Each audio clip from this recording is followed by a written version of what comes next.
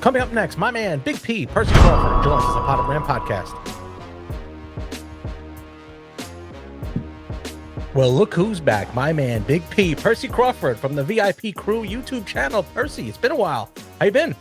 It has been a while, man. I'm good, man. It's been a marathon. You know, with the election, I told you, as soon as it's over with, I'm coming back. And here I am, brother. So, Man of your word. with our work, it keeps me tied up. But we over that, man. We back. Yeah, we are back. You know who's not back?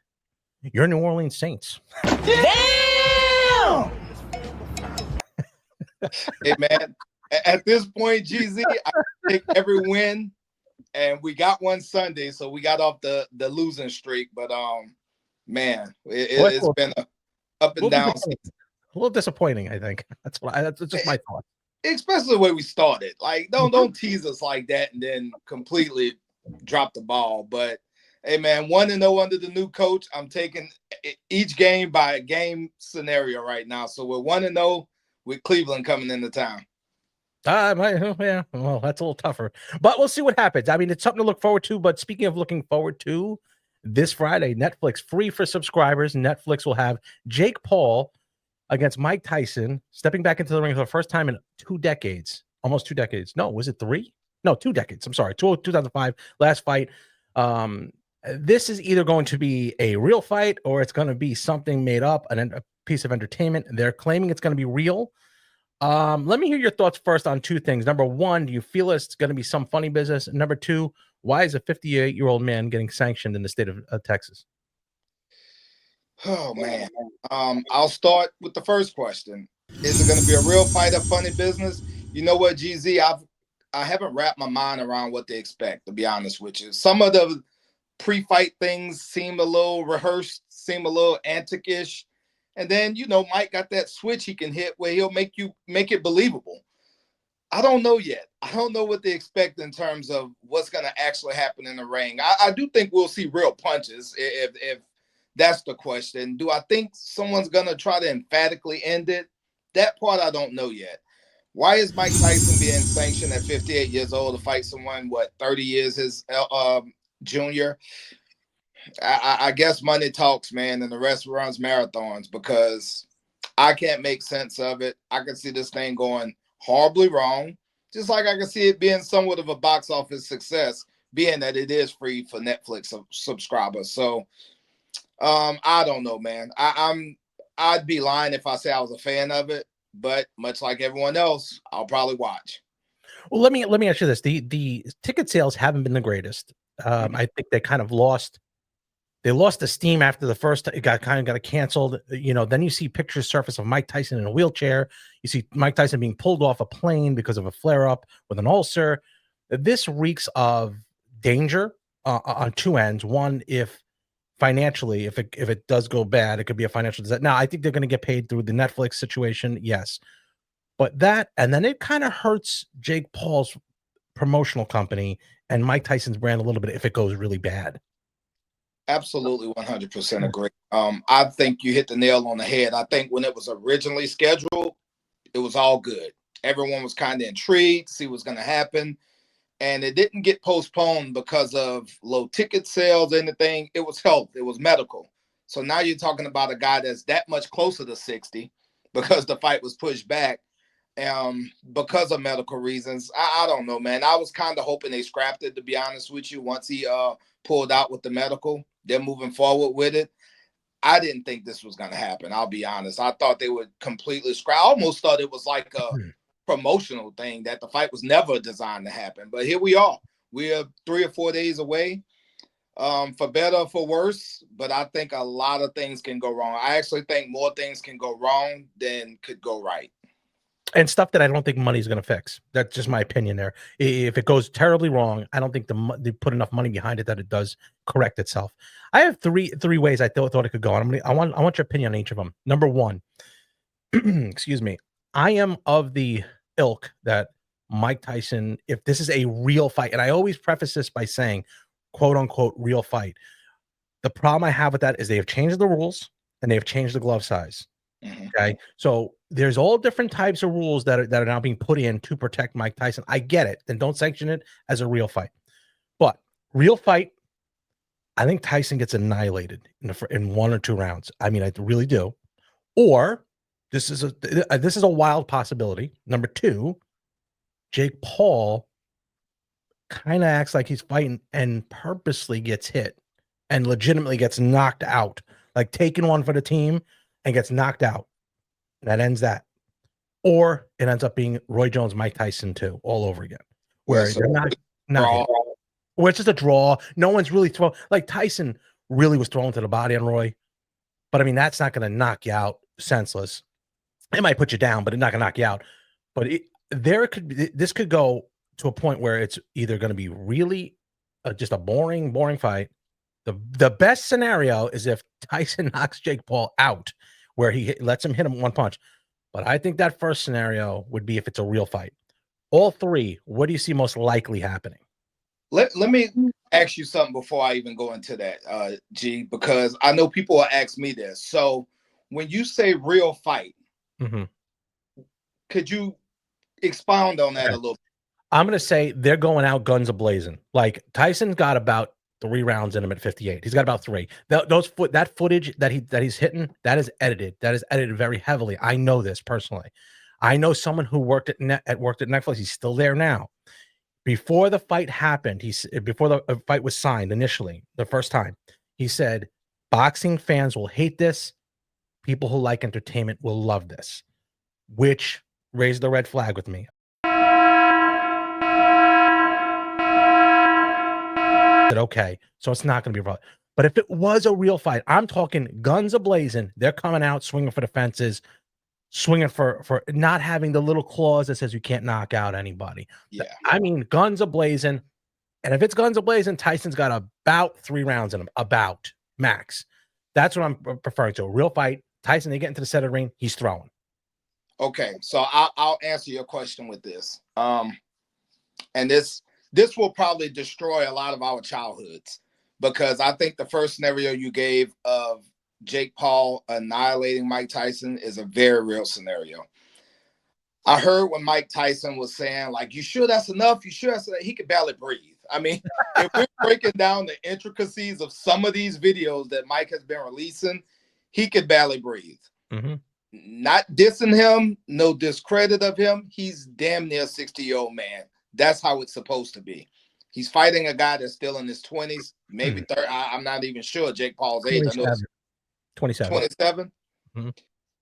It's supposed to be where Jake Paul kicks his ass in a real fight scenario. Now, if it's entertainment, they're in there throwing half hooks, half jabs, like you said, draw type scenario, no harm, no foul. Everyone, I guess, goes home happy. I think a lot of our childhood will get ruined on Friday night. I can't think of a scenario where even if Jake Paul plays keep away for a few rounds and just lets Mike unleash and wear himself out, that once he turns it up as a 27-year-old, it's not going to end badly. No, I do know people that have trained with Jake Paul, and he's not that bad. He's not that bad. We've seen him progressively get better from fight 1 to 2 to 3. So this isn't a novice going against a Hall of Fame all-time great. This is a guy that's taken boxing seriously, and he's kind of picked his spots very smartly up to this point. I don't see that changing. I think he picked Mike Tyson for a reason. There's been guys, Andre Ward and all these, he's not fighting anyone like Andre Ward. He's fighting Mike Tyson for a reason. And that's, again, the thing where you say your childhood's gone, and it hurts him in the long run, because I don't want to see Mike Tyson in the ring. It's at 58 years old. I don't think he needs the money. I don't know. I mean, he said, oh, anybody could use a buck, but yeah, maybe work at Walmart. You know what I'm saying? Like, you could use a buck. He could do promotion stuff and make good money. The other thing I worry about is he would not be able to pass a drug test. Who's kidding who? Yeah, no, he's definitely medicated. If nothing else, he's definitely smoking his weed. And well, I think there's a little something else there. What's that? I'm sorry. Just to clarify, when I say my childhood's being ruined, if Jake Paul knocks Mike Tyson out, I know people saying his legacy is cemented. It won't. I don't know about that, man. I think so many new fans are engaged to these type of events. They don't remember the Mike Tyson you and I remember. Mm-hmm. So it would damage him. It would definitely damage him. Now, there's ways he can lose and it not damage him. But I think the way you and I are kind of seeing it, his legacy could definitely be damaged. And the other thing is too, like you get the people that are in the Jake Paul YouTube kind of genre that'll say, they'll look at this fight and say, "Oh, Jake Paul is X, Y, and Z," and he's not. He's picking and choosing who he wants. He knows who he can beat and who he can't beat. He's not going to pick out Canelo, which I actually thought could possibly be a scenario if he annihilated Mike Tyson and thought, "I'm going to take one shot out." But I don't know if that would hurt Canelo's legacy if he did that. But the point being is the YouTube scenario that he's in now, people are still thinking that Jake Paul is this, if he beats Mike Tyson, is this overall great thing, and think that Mike Tyson, there's some people that think Mike Tyson has a shot that are Jake Paul fans. That's not true. That's not going to happen. But the way that it's spun, it's almost hurting Mike and elevating Jake. So I guess that's where that bothers me. Of course, and Jake Paul has found a recipe for success. He's found a recipe for revenue. So why risk it? I'm with you. I mean, why go after Canelo if I can find another Mike Tyson like a Roy Jones or someone like that that's willing to come in, get a big payday, and I don't want to say roll over for him, but give their all. But at 58, 60 years old, this is as good as it gets. This is definitely not a problem, Mike Tyson. The videos are definitely edited. I haven't seen any over 30, 40 seconds anyway. I could look good on a heavy bag for 30 seconds. So I don't know, man. I hate this. I really do hate this. There was a entertainment aspect of it I respected and enjoyed. I don't want to see our legends be dug up and brought through this stuff. Yeah, at first I thought, oh, wow, this might be pretty cool if they're doing something, I thought it was going to be entertainment, so that I thought I was okay with that. Then they said real fight, they're trying to fool us. And then I started, when I talked to the State Athletic Commission in Texas, they said everyone's going to be drug tested and it's a legit fight. I said, there's no way there's going to be a legit fight if he's getting drug tested. And yes, unfortunately, that's just the reality of it. He openly smokes marijuana. Openly. Yeah. On his podcast. yeah. And they're fighting in Texas, which is like the stringent drug testing for marijuana. Who they get? Keyshawn Davis the last time, and he suspended him. Is there a scenario, GC, where this fight doesn't happen Friday? I did think about that. I thought, is that possible? It doesn't happen, and there's like, this sounds wild, but like something crazy, like holograms fight, or they do something different where both of them don't fight. Somehow, I thought of something like that. I think at this point, you have to fight. You got to get in the ring. But because did you see the UFC Noche event with the holograms? Yes. If they could do that and somehow make it in a ring, I don't know. It's the only wild, because if not, I think this is going to be a flop and a failure, and it just is going to be bad. They must have something up their sleeve. For the guy to tell me it's going to be entertainment, a very good entertainment, but not good for boxing fans, they must have something up their sleeve where they're going to throw something out. That's because it's like, okay, Katie Taylor and Amanda Serrano's rematch could hold any card. So that's your co-main event. Somehow a quirky drug test, or like you said, this entertainment value of something happens, and you still have a pretty decent main event, and you've already reeled everyone in. I don't know. It was just something I thought of, is like, what if this thing really doesn't come off the way we're thinking? And I thought that too. Okay. Really? I'm not crazy. Because it didn't make any sense. The things didn't fit into place where you're going from a possible fight to now you're full blown into this fight, and now you got to fight. You had again, Tyson in the wheelchair, Tyson getting pulled off a plane, Tyson not feeling well, Tyson not passing a drug test. All this stuff lines up for this can't be a real fight. So what scenario are you going with here? It's definitely something to look at. Okay. Just making sure I wasn't going nuts. No, you're not. You're not. I mean, we're kind of on the same level there.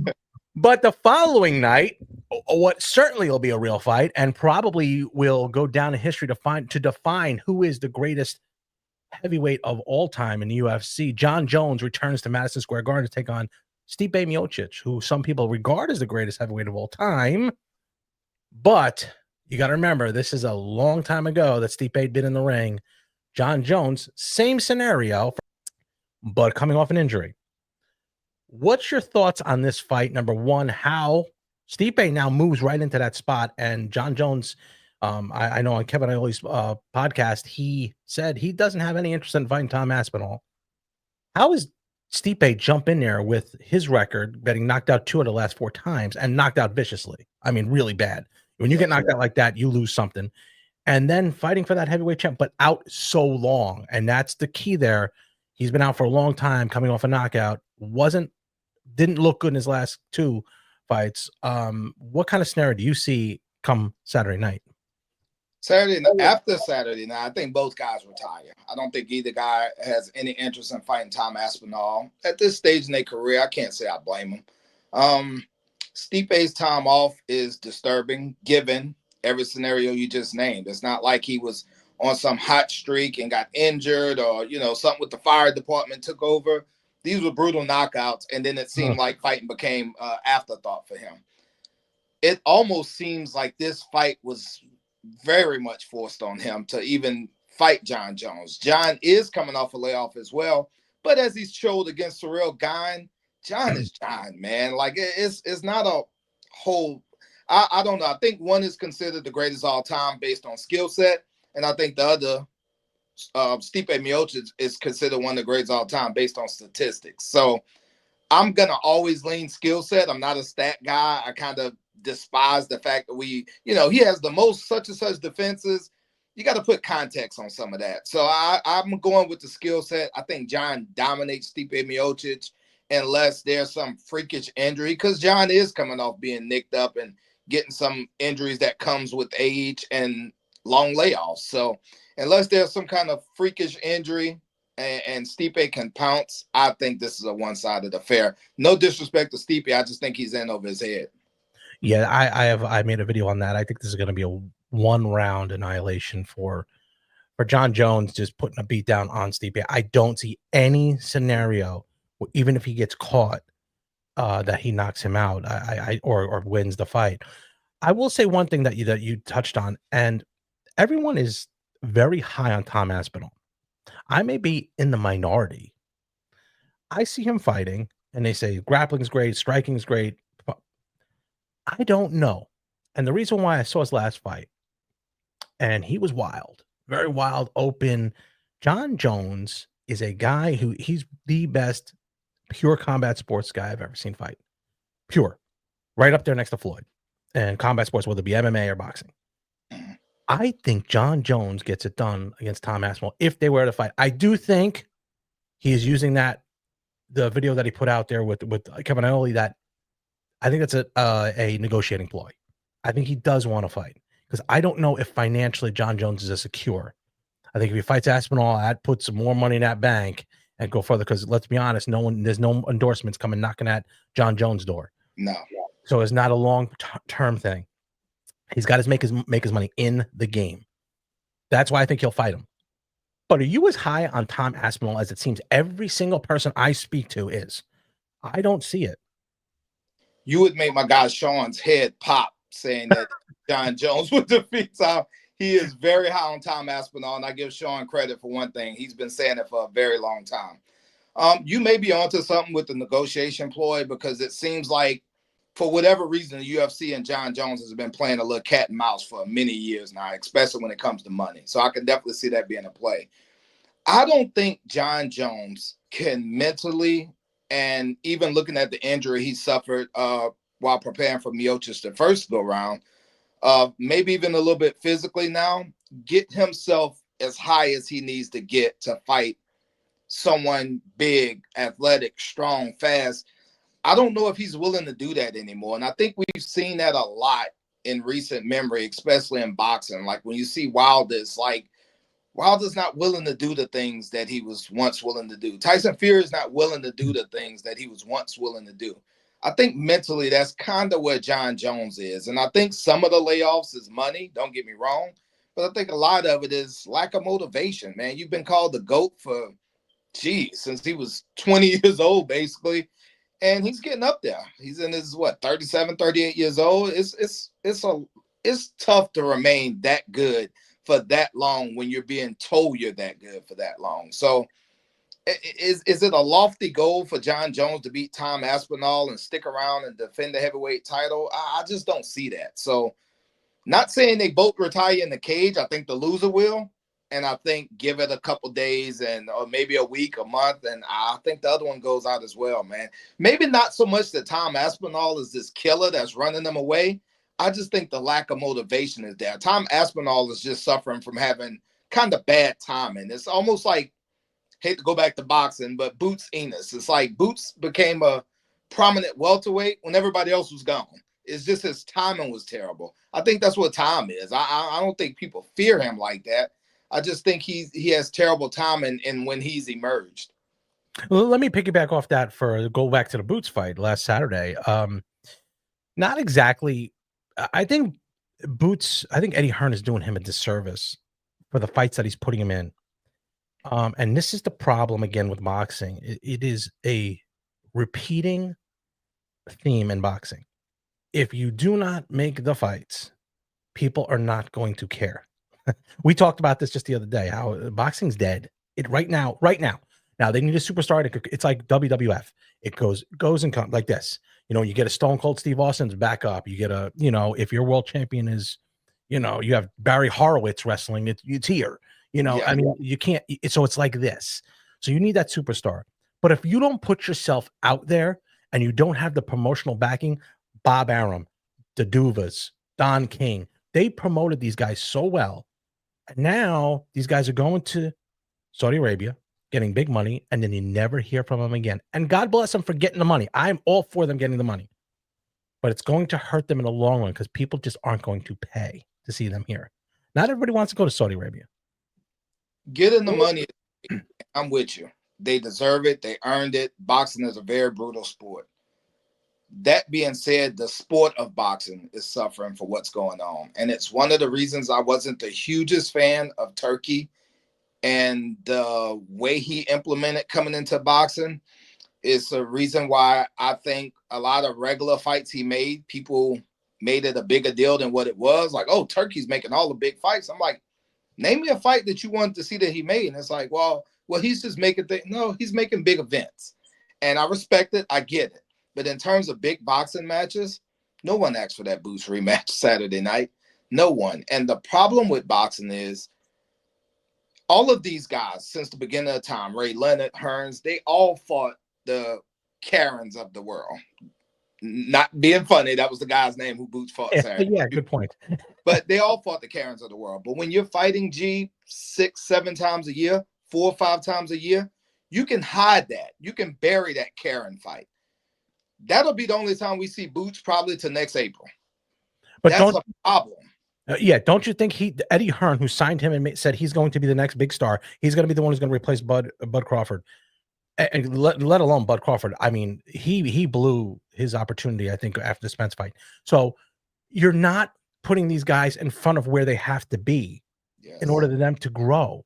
So I think Eddie Hearn is doing him a disservice and claiming he's the greatest welterweight there is right now. Prove it. Do not fight guys like this.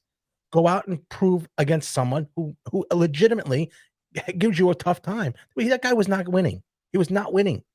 And, we used to be able to say, well, the promotional, this, and this. But if you have Virgil Ortiz and you have Boots Enos, why is it so difficult to make those two guys fight one another? That's the problem I don't get, because the whole BS of the other side of the street, that's not the issue here. Mm-hmm. I don't understand how you can't make fights with guys who are under the same umbrella. And I don't understand how guys are getting their first career defeat and staying out of the ring for a year. How does that not sting? How do you not want to erase that sour taste out of your mouth?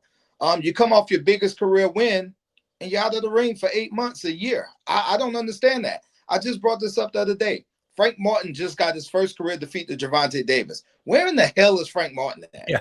Where is he? Like, it's unreal to me, man. Frank Martin could make some money building his career back up, and it's something I talked about.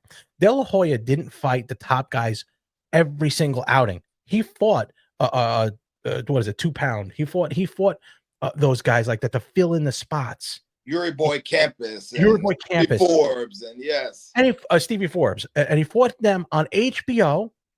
Got a little money, didn't get the $10 million, but they knew he wasn't going to lose. Fought the Gottis on HBO, and then moved on. There's no longer time where I'm going to say, "Oh, I wish De La Hoya would fight I Corte," and there was like a debate. Now you have people like, "Oh, well, I hope Boots fights Karen."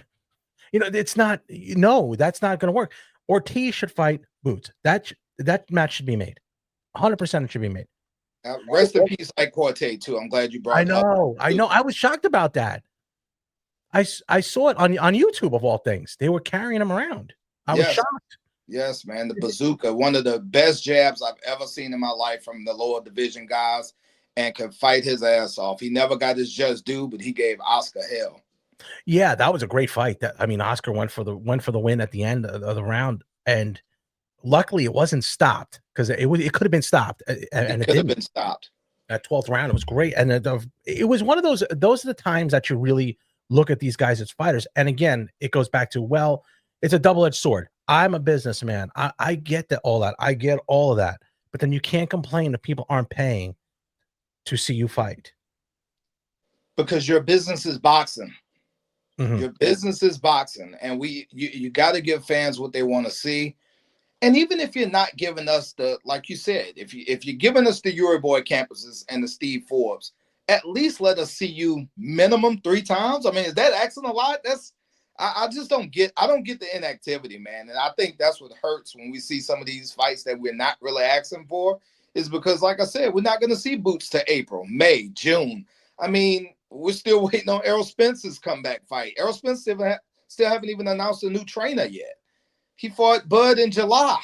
Man, look, boxing is a cemetery right now, and I think losing HBO and Showtime in the long haul is part of the problem, because you lose these networks and you go to these apps, and I'm telling you, G, it's like, hey, isn't so-and-so fighting? And I'm like, yeah. Well, where are they fighting on? ESPN Plus, DAZN. The first words is, how do I watch that? Yeah. So you're not getting any new fans, because us diehards going to find the fights. Mm-hmm. But you're not getting any casual or new fans, because the minute you start trying to explain how they got to upload it, they're like, yeah, I'm good, dude. Don't even waste your breath. I don't think many people factored in the effects of losing Showtime and HBO and all, but it's starting to bite, man, and it's starting to show its head. Well, even that, like, I could remember the days, ESPN Friday night fights, Tuesday night fights. Yes. Those times where but at least you knew, even though, like, a Buck Smith, 100 fights, he was in there. Zach Padilla, they were guys that you enjoyed watching, and you'd follow them, and then they would be out there. So it's like their late night Johnny Carson. They're what I mean? They have it's like someone that you have that you can, like a comedian will go on Johnny Carson show, or he'll go on Late Night with Jay Leno. So you put them out there. The fighters would go on ESPN. They'd go on that, and they would do that. They don't have that anymore. But then you get the top level fighters who'd be on the Jay Leno show, who'd be on the Johnny Carson show. Yeah. You see zero of that. Last person who did that, Floyd Mayweather, Dancing with the Stars, became bigger, and it's not there anymore. It's not there anymore. And we switched completely from the Miocic and John Jones fight. But I'm glad we touched on that, man, because the sport I love, the sport you love, unfortunately, we're seeing I won't ever say boxing's dying. So I won't say the slow death, but man, it needs a major shot in the arm right now. And I honestly, I don't see the path to getting it there. I really don't. I don't think Turkey. No, because I think at what point does Turkey say, look, this is a lost leader? And maybe he's doing it for the law, but everybody gets this. Everyone gets the shiny object syndrome. Oh, this is cool. I could get this guy over here, and I'm friends with this guy. Of course. But eventually that all catches up. And one of the things I'm saying, like, I see by doing my show, I get more traction from UFC fighters, from MMA fighters, from people talking MMA than I do boxing. And here's one of the reasons why. The fighters will not come on a show. They're stuck with who they have. Tyson, listen, he turned down a couple very prominent guys that I know to do an interview. Said no. I'm like, well, what are you doing? They don't want to promote. And I tell you what, don't look now, but bare knuckle is slowly but Oh yeah. surely creeping up because those guys are engaging. Those guys do their media runs, and those fights are insanely crazy. I'm confession, I'll be at Jorge Masvidal's Game Bread Bare Knuckle MMA Friday night. I'll see the Tyson Paul fight eventually, but Mhm. that's where I'm gonna be at live. So Let me ask you this, okay? And you bring up a good point. Okay, so when I was growing up, the biggest thing the thing I loved WWE. I grew up in the golden age of wrestling, the Hulk Hogan, Ultimate Warrior, whatever. And when you got access to them, they gave you access to them, and you got to see them coming in, and they would interact with the fans, and they're doing that a lot now too because they're a global market. That is so important because it makes a lasting impression on a kid who's growing up. When you talk with a UFC guy or an MMA fighter, they are engaging and they will talk to you. They will thank you. There's not 35 people around them. They will talk about the fights. They will talk about you. It is way different than that now with boxing, and I think they have to come down a little bit a notch because I to a point where I'm just like, what's the sense of me reaching out to fighters if I have to deal with all the bull that comes with it? It's not. it's and it won't even get you what they think it'll get you. Some of these guys feel like their social media presence is their media, but 9 times out of 10 they spend it arguing with guys that's hating on them. They're not even engaging with their own fans. They're engaging with haters. So it makes no sense. I don't know, man. I just think it's a lot of money's been made in boxing, and you can see some of the other sports that hasn't been made. I hope they don't turn when the money gets greater, but I think that's what's happening in boxing. A lot of these guys make money. A lot of these guys got a ton of social media followers, and they feel like that's the only platform they need. Unfortunately, the pay-per-view numbers and the viewership says differently because it is down. And Mhm. you can name some prominent fighters, the Canelos, the Tanks. Their numbers in their last few fights have been down, but it's been zero to no promotion. What So what's the attraction with bare knuckle? I think it's I think it's a combination of things. So for one, most of them end in finishes. A very good guy I know, Greg Bloom. He does BYB Backyard Brawls, and they just did an event. I think if they had 10 fights, 8 of them ended in stoppage. 2 doctor stoppages, the rest were knockouts. And this bare knuckle boxing, there's no grappling, there's no takedown. So I think the guys that boo during clinches and wrestling exchanges and things like that in MMA, it's easier for them to just kind of gravitate to bare knuckle where that's eliminated. So I think that's part of it. And I think it's just the allure of a new sport, a new combat sport of, you see some of these pitches, and if you can handle that kind of, brutality, you love bare knuckle because there's some guys, Jason Knight, who's on Game Bread's card Friday night. He's known for being a tough, just balls to the wall kind of fighter. So if you enjoy that without so much clinching and grappling exchanges and jiu-jitsu, that's probably for you. I know power slap isn't for a lot of guys, but look how engaging. I watched your interview with the Hawaiian. I mean, he's engaging. He's almost thankful for you having him on. That leads to other things. And unfortunately, that wave has passed boxing. But yeah, I just think it's a new sport where it's kind of brutal and it makes you look with one eye open, one eye closed, but that's why we like it. We love savagery, man.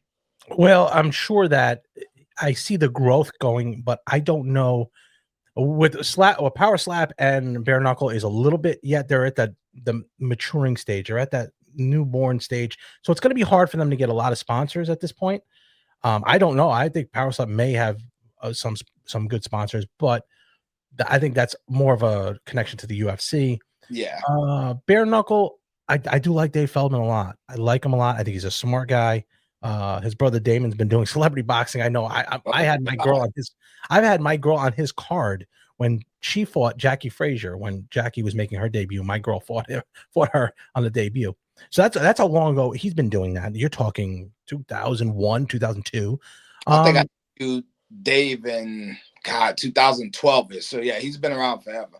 So ultimately, we'll finish up with boxing here on this note. Obviously, they need a superstar. Is there anybody? And I do believe Tank is a guy. I think Canelo's on his end of the road. The problem with Tank is he's not as open, which could be a good thing for him. He's very, he goes away and that's it. You don't see him. Is there anybody at all that you see, whether it's coming up in the amateur system or coming up through boxing? I know European fighters are very good, but I don't see anybody out there unless you see anybody that can kind of change the trajectory of boxing at this point. Well, I mean, Because Percy, what I want to say is we're looking at Mike Tyson versus Jake Paul. Think about it. I'm glad you said that because I was actually going to circle back to that earlier. Do you feel this fight is happening because of the inactivity of stars and because where boxing is in terms of us both feeling like it's on a little bit of life support? If boxing was popping, will we see Jake Paul versus Mike Tyson? No, and I think it's similar to like I know I keep going back to WWE, or WWE. When they would bring back like Steve Austin or the Macho Man, just because like, man, we need a little bump, we need something, and they're trying to pull these guys back, and you have to put them in at harm's way at 58 for a show because so they're like the last entry in the Royal Rumble. yeah. That's what I'm saying. Yeah. The Iron Sheik coming in and just winning because he can't go over the top rope. Yes, I mean, stuff like that really disappoints you and says, man, are we that far gone? Because I don't see that thing being there as far as money wise. And I think you have to start taking away the money because boxing was brought out of necessity for most of these fighters. Take away the money a little bit. I'm all for everybody. Don't take it the wrong way, guys. I'm all for everyone making as much money. But the only boxers came to this sport, majority of them, not MMA guys. A lot of them have education. They're brought to this sport out of necessity for food, and they fight because they're hungry. When you give it to them, they're not hungry anymore, man.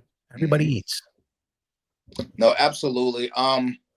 To your last question, I think I agree with Tank being guarded to a degree, but Tank's 30 years old now. He just had a birthday the other day. He's 30. It's go time, man. It's go time because I think one thing that bypasses a lot of boxers is, and they'll say it after their career is over, that window of opportunity is so small. Imagine if all of them capitalized on it when they could, though. Don't worry about how small it is after the fact. Capitalize on it now. In terms of seeing a future, I think Keyshawn Davis helped himself the other night, fighting a guy 6 pounds overweight and demolishing him in 2 rounds, I believe, in front of his home crowd. Put a lot of his hometown guys on the card. I like that performance. I like the fact that he's calling out Tank. I love Abdullah Mason, even though he got put down twice. He was fighting a guy with double the amount of fights he had, and he showed a lot of poise. And I think his poise from being knocked down twice and getting up and stopping a guy is because he's busy. Abdullah's fighting basically every 6 weeks. He's one of the rare guys that's active. Outside of Keyshawn Davis, Abdullah Mason, that's in terms of new blood. Bam Rodriguez is a freak. I love Bam. Jesse Bam Rodriguez is an absolute freak. Held the uppercut he pulled off to knock Buddy down. I can't pull that off on a heavy bag. Like, I don't even know how he did that. So Bam is great. There's a few names you can sprinkle here and there, but as you alluded to earlier, G, it's not like when we were watching this guy. We see Sugar Ray Leonard in real time, but we see De La Hoya, we see Pernell Whitaker, we see some of these younger, we see David Reed and some of these guys that's eventually going to get up there. That long list of guys who are, prospects, contenders, now champions, it's getting smaller and smaller, man. And from a namesake, which is half the battle now with social media and things like that, it is even less. So that's why you see some of these older guys get shots, because it's like you said with the WWE.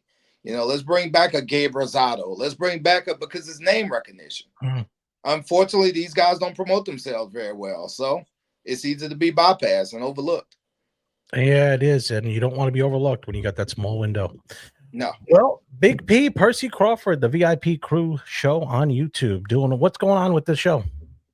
Well, we're back in the fold, man. Like I said, I work in elections, so you can only imagine. It's been a crazy few months, but I'm back in the fold. I just did an interview with Jorge Masvidal to talk about his Game Bread event. Interviewed a few more guys off the card. That's looking forward to that, and definitely about to get back into my entertainment, sports in general.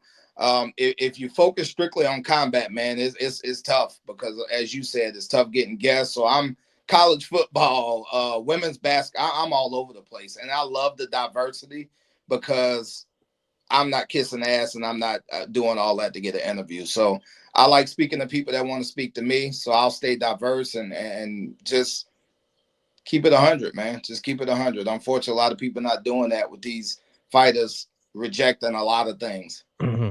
And again, as a matter of fact, I just did a piece on business to put up on my channel, stuff about my business and two guys, and I did it surrounding kind of boxing. I did like a tail of the tape. This guy thinks you should use debt. This guy thinks you shouldn't use debt. It was I'll be dropping it later. But I even thought of like, man, should I put this on the channel? But then I'm like, there's nothing going on. Boxing is as slow as I've ever seen it, and I'll be honest with you, man. I thought we were on the upswing when Crawford Spence got made. I'm like, okay, we got Crawford Spence in July, we got Charlo Canelo in September, we got Ryan, and it just fizzed out for whatever reason. So tough spot, man. And I'm telling you, G, I've thought about like, I want to go full combat again. It's not an option to me, man. It's not an option. I love talking to athletes in all genres, all sports. I love talking to entertainers, musicians. I'm gonna stay on that wave because it's tough sledding. It really is. Well, as always, Big P, Percy Crawford, it's always good to have you on, and hopefully the Saints get a win next week because they need it. We need it, man. We need it. I see people talking about tanking for a draft pick. I'm like, you don't know if that's gonna work out, man. Let's win. As a competitor, I'll never promote losing intentionally. So no, we got to get wins. Get some wins. Big P, Percy Crawford, I'll have you on in a couple weeks. Let you know. Actually, try to get you on next week. See about the big fights that have just happened over the weekend. I'd like to talk about that Paul Tyson fight to see how that goes, whether it's going to be disappointing or not. But either way, Big P, always good to see you. Good to see you, man. Thanks for having me again, brother. Thanks for watching the Zapata Brand podcast. Please subscribe to the podcast and listen where all podcasts are available.